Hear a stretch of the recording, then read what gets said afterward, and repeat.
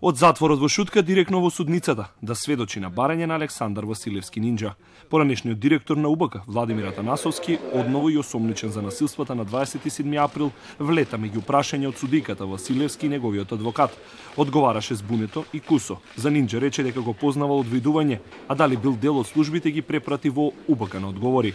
Уште позбунувачки беше неговиот одговор, што правел на 27 април.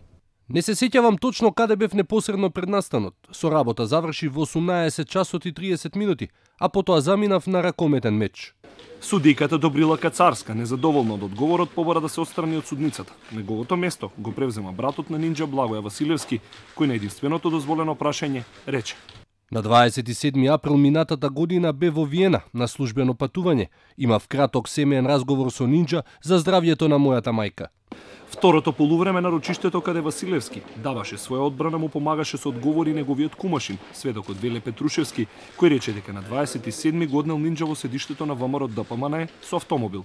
Најопширно за улогата на Василевски во структурите на тајната полиција посведочи Дејан Димковски, обвинет па ослободен од обвинение за 27, а од тогаш и со отказ во УБК. Димковски го видел неколку пати Василевски во двете тајни бази на УБК, а тогашниот помошник директор, сега бегалец од правдата Никола Бошковски, му рекол дека Нинџа служи за посебни оперативни акции од 2015-та, за што постоеле и службени белешки.